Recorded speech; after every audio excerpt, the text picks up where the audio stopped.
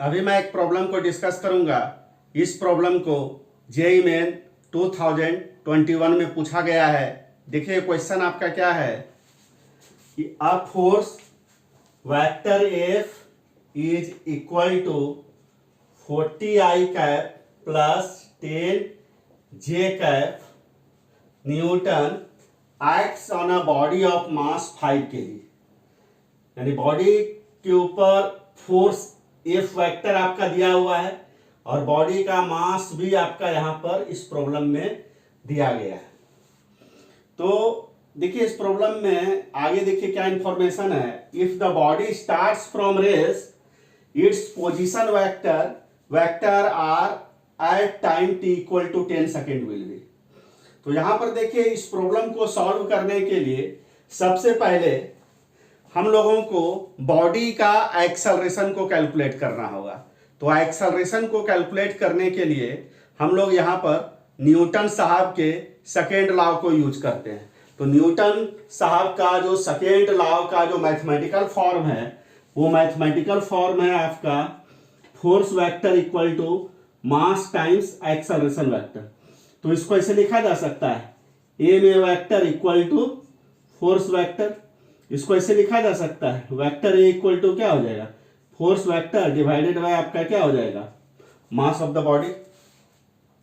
अब देखिए यहां पर क्या है कि फोर्स वेक्टर की जगह पर हम लोग लिख देते हैं 40 आई cap plus 10 J cap newton divided by mass के जगह पर हम लोग यहां पर 5 kg।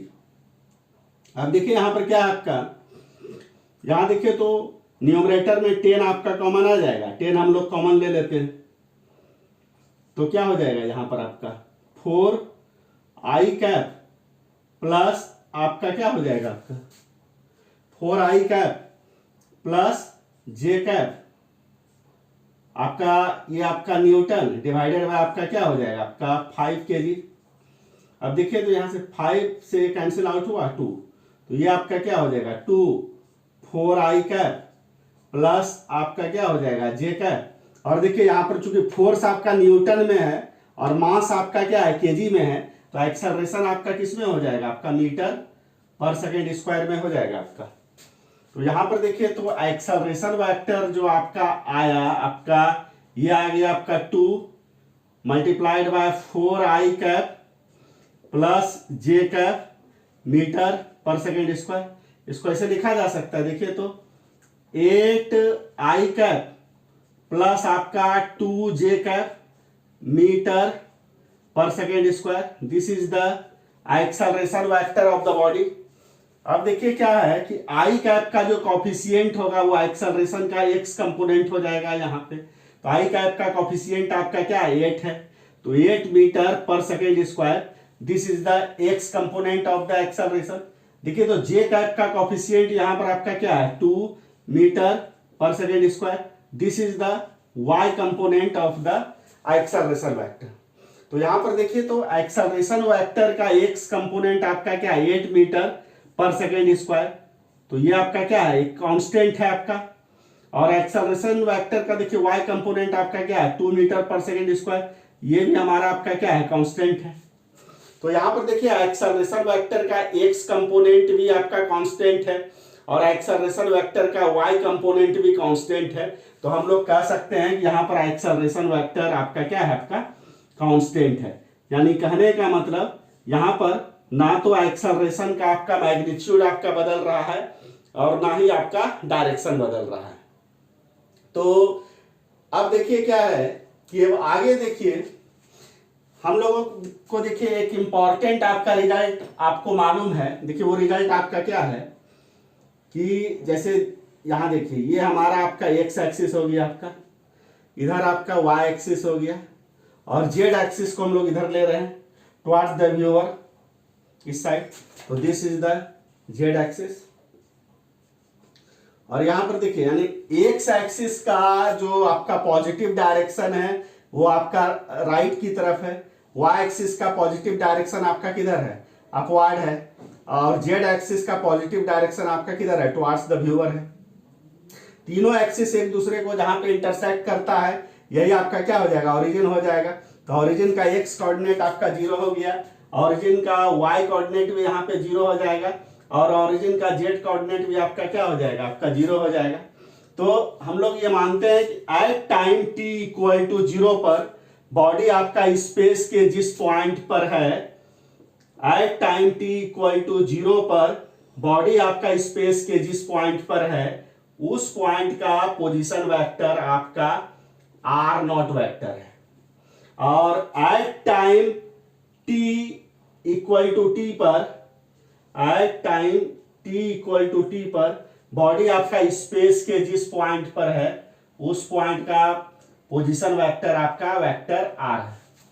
अब देखिए क्या है, एट t इक्वल टू 0 पर अगर बॉडी का अगर वेलोसिटी अगर u हो, यानी u यहां पर आपका क्या है, बॉडी का इनिशियल वेलोसिटी है, और अगर t इक्वल टू 0 से लेकर t इक्वल टू t के बीच में अगर बॉडी का अगर एक्सेलरेशन अगर कांस्टेंट हो तो उस कंडीशन में एट टाइम t पर बॉडी का जो पोजीशन वेक्टर होगा उसको कैलकुलेट करने का मैथमेटिकल फार्मूला आपका क्या हो जाएगा, r0 vector plus u vector t multiplied by t plus half vector a t square.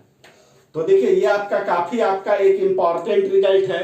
इस रिजल्ट को हम लोगों को तभी यूज करना है जब बॉडी का एक्सेलरेशन t इक्वल टू 0 से लेकर t इक्वल टू t के बीच में आपका क्या होगा, कांस्टेंट होगा। यानी ना तो एक्सेलरेशन का मैग्नीट्यूड बदलना चाहिए और ना ही डायरेक्शन आपका बदलना चाहिए बिटवीन t इक्वल टू 0 से लेकर t इक्वल टू t के बीच में।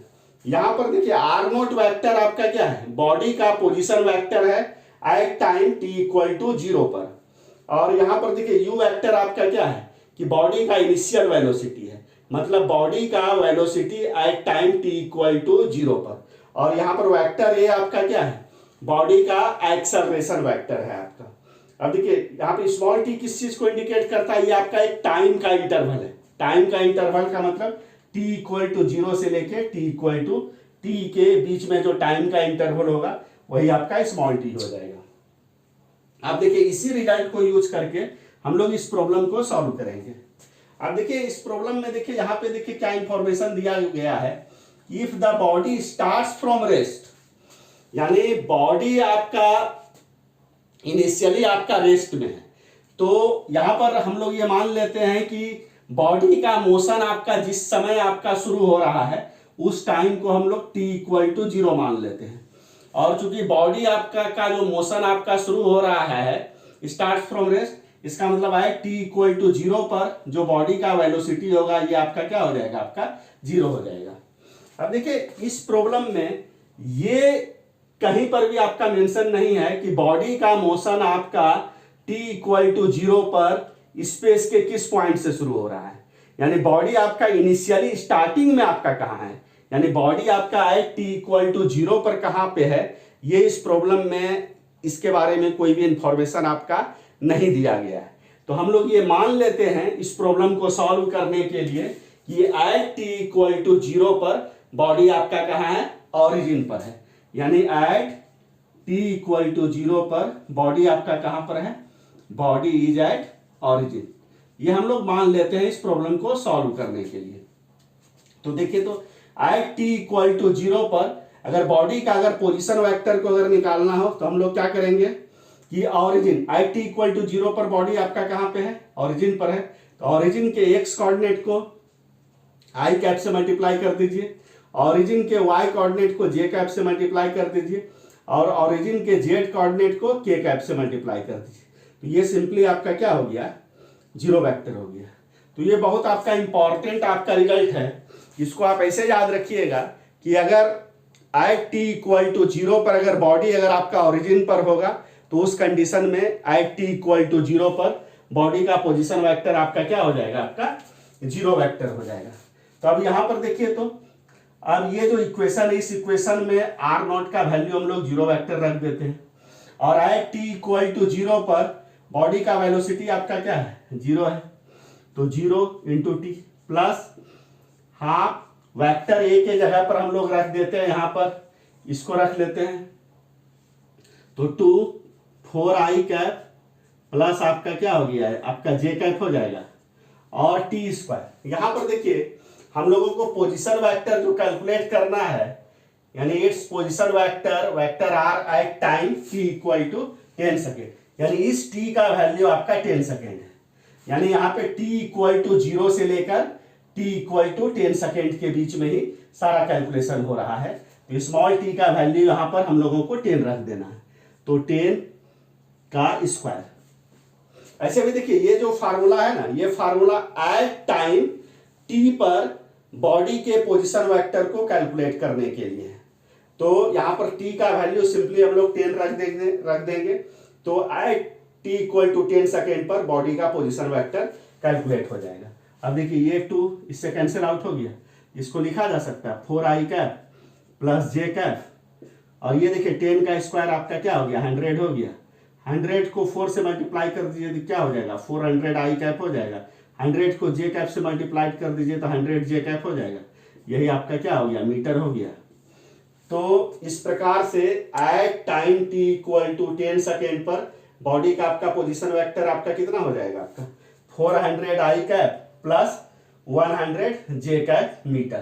तो यहाँ पे करेक्ट आंसर आपका क्या होगा, आपका बी हो जाएगा। तो इस प्रकार से इस क्वेश्चन को मैंने सॉल्व कर दिया। अगर इस क्वेश्चन के सॉल्यूशन को समझने में आपको कहीं भी किसी भी ढंग का डाउट आएगा तो आप कमेंट आप जरूर कीजिएगा।